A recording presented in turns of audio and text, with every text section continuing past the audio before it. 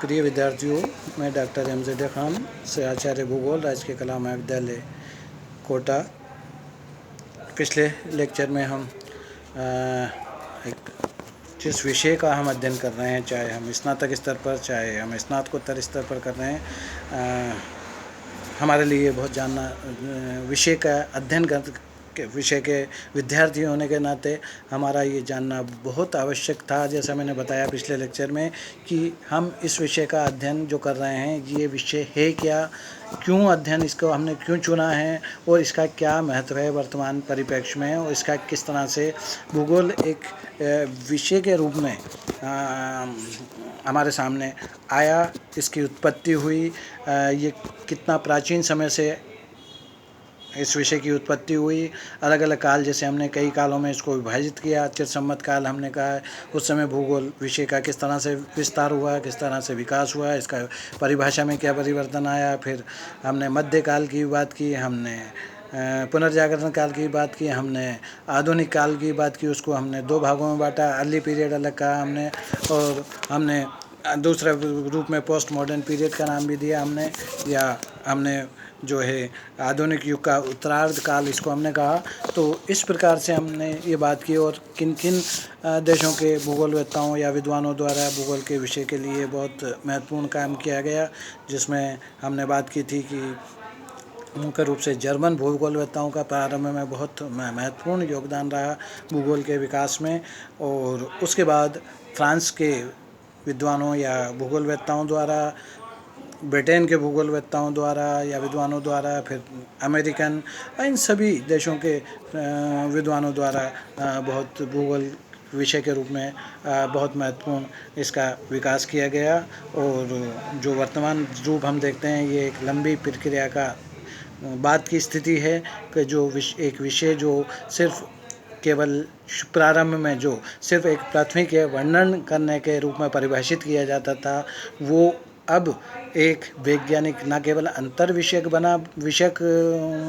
विषय बना, अपितु अंतर विषयक विज्ञान वाला विषय भी बना। ये हमारे विषय के लिए एक महत्वपूर्ण बात है। इसके साथ ही एक बात और हमारे लिए जानना ज़रूरी है कि कई लोगों ने इसको भूगोल में द्वैतवाद की भी बात की, ड्वेलिज्म इन ज्योग्राफी, या भूगोल के जब विकास की बात की, या भूगोल के जब विशेष क्षेत्र की बात की, तो कई भूगोलवेत्ताओं द्वारा इस पर अपने विचार रखे गए, और उसको कुछ लोगों ने अलग रूप में प्रस्तुत किया। लेकिन एक्चुअली ड्वेलिज्म का मतलब या द्वैतवाद का मतलब है कि आपका कहीं किसी प्रकार का मतभेद आना, कि जो अलग अलग भागों में किसी चीज़ को बांट दिया जाए। लेकिन यहाँ भूगोल विषय के साथ ऐसा नहीं हुआ। भूगोल का, जैसे मैंने कहा कि प्राचीन काल से विकास प्रारंभ हुआ, और वर्तमान जो हमें वटवृक्ष देखने को मिलता है, एक छोटी सी शाखा के रूप में जो ये इसका प्रारंभ हुआ था, वो आज जो हमें वटवृक्ष के रूप में दिख रहा है।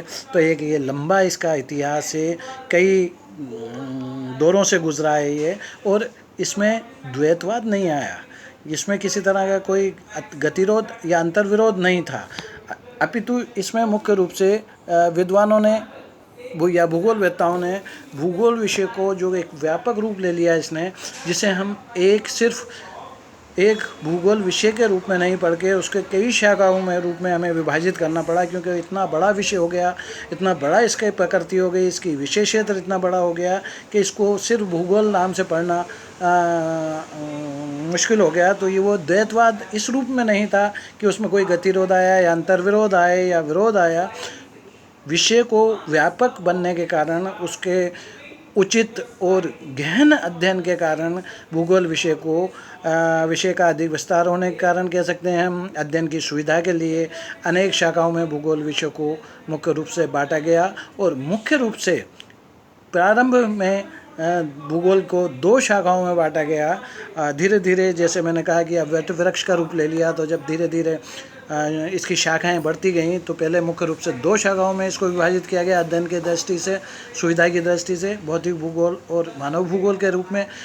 भौतिक भूगोल और मानव भूगोल को में बांटने का मुख्य उद्देश्य यह था कि जो प्राकृतिक पक्ष है भौतिक भूगोल, उसमें प्राकृतिक पक्ष महत्वपूर्ण था, मानवीय पक्ष गौण था। लेकिन ऐसा नहीं कह सकते कि मानवीय पक्ष नहीं था। उसी के कारण तो निश्चयवाद और संभववाद आया।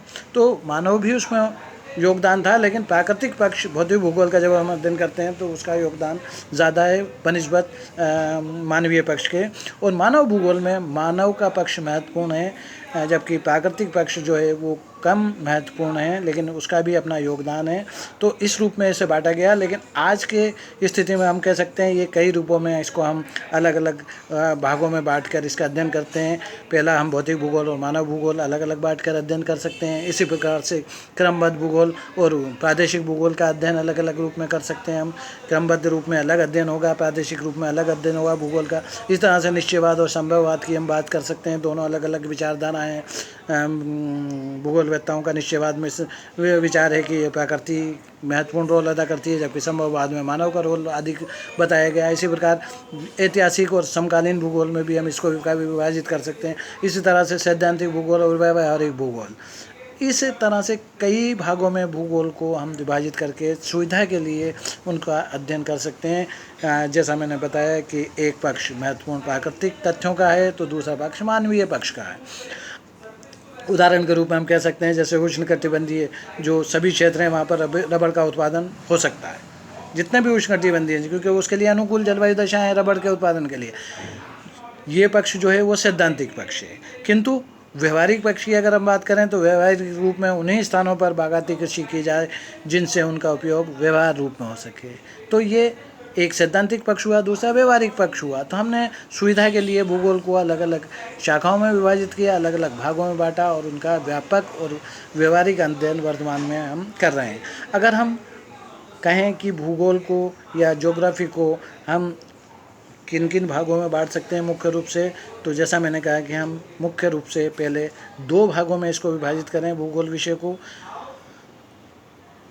भौतिक भूगोल और मानव भूगोल के रूप में physical geography and human geography. ये मोटे तौर पर हम इन दो भाग, अगर भूगोल विषय का वर्गीकरण किया जाए कि किस तरह से इसका अध्ययन किया जाता है, तो मुख्य रूप से दो भागों में अध्ययन के दृष्टिकोण को सुविधा के लिए हम भौतिक भूगोल और मानव भूगोल के रूप में भूगोल विषय को वृहत रूप में हम बड़े रूप में इनका डिवीज़न करते हैं दो भागों में। अगर भौतिक भूगोल या फिजिकल ज्योग्राफी बात करें तो इसे हम आगे और तीन भागों में विभाजित कर सकते हैं। एक पहला कह सकते हैं जियोमॉर्फोलॉजी या भू-आकृति विज्ञान। इसको का अध्ययन हम किसके अंदर करते हैं भूगोल में, स्थल मंडल के रूप में, लिथोस्फीयर के रूप में। स्थल जो पूरी पृथ्वी पर स्थल मंडल है उसका चाहे उत्पत्ति की बात हो, चाहे यहाँ पर जो हमें पर्वत पठार मैदान दिखते हैं या और स्थल रूप दिखते हैं, वो उन सब का जो अध्ययन किया जाएगा, चाहे उनकी उत्पत्ति से संबंधित हो, चाहे उनका विकास से संबंधित हो, वर्तमान स्थिति के संबंध में किसी भी रूप में अगर हम उनका चित्र करें या आगे किस तरह से इनमें परिवर्तन आएगा, तो वो सब हम किसका अंदर का तथ्य अध्ययन करेंगे। जियोमॉर्फोलॉजी में मुख्य रूप से लिथोस्फीयर का अध्ययन किया जाता है, या भू-आकृति विज्ञान की अगर हम बात करें भूगोल में, जो कि फिजिकल ज्योग्राफी का एक पार्ट है, भौतिक भूगोल का एक हिस्सा है और बहुत महत्वपूर्ण पार्ट है, जिसमें प्राकृतिक पक्ष बहुत महत्वपूर्ण है।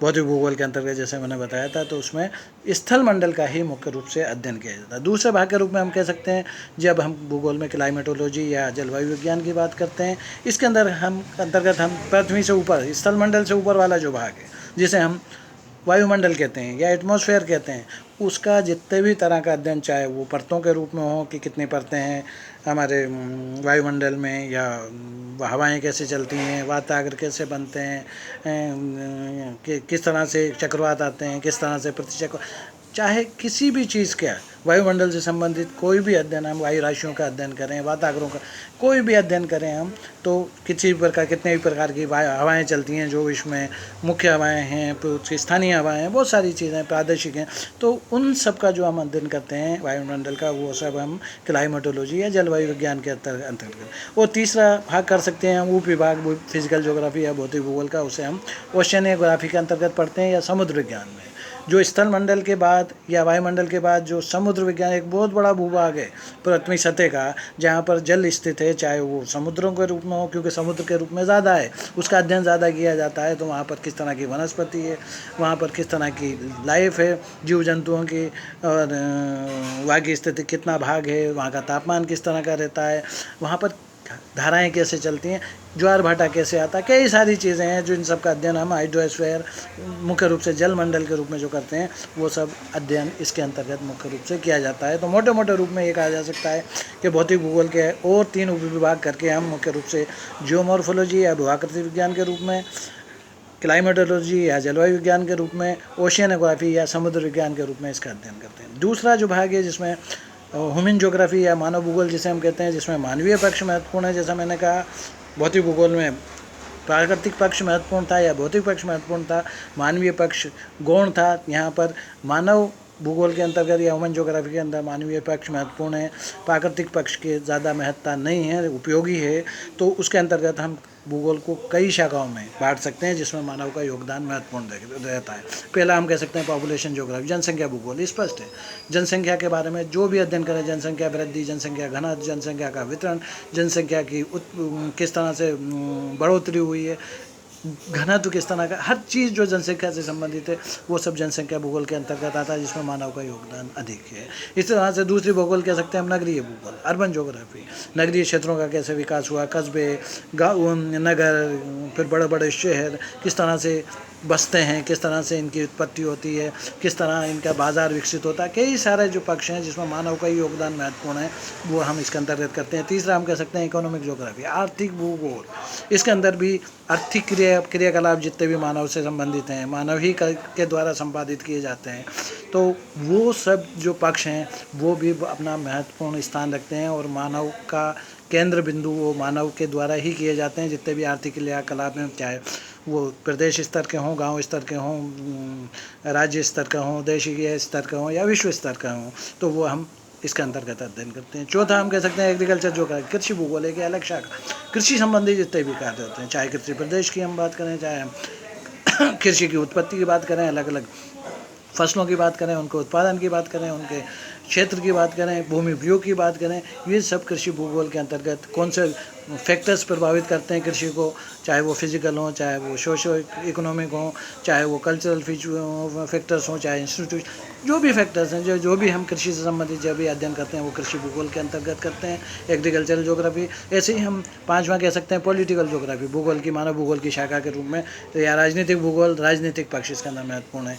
कैसे एक देश दूसरे देश से भिन्न है, एक राज्य दूसरे राज्य से किस तरह से भिन्न है, उनमें क्या बाउंड्रीज किस तरह की हैं, उनकी प्राकृतिक बाउंड्री है या मानव द्वारा निर्मित है, किस तरह से महत्वपूर्ण क्षेत्र किस देश के हृदय स्थल होते हैं, ये सब हार्डलैंड थ्योरी है। यह सब चीज़ें जो हम पॉलिटिकल बाउंड्रीज़ की बात करते हैं वो सब चीज़ों की, वो लोगों का वोटिंग बिहेवियर किस तरह का है, ये सब हम पॉलिटिकल ज्योग्राफी में हम करते हैं। कई और पक्ष हैं कि एक देश दूसरे देश को कैसे कमज़ोर समझता है या उसके बीच में कौन सा बफर जोन होता है, ये सब जो पक्ष हैं वो जिसमें मानव का महत्वपूर्ण योगदान है हम जनसंख्या भूगोल के अंदर। इसी तरह से छठा हम कह सकते हैं औद्योगिक भूगोल, इंडस्ट्रियल ज्योग्राफी।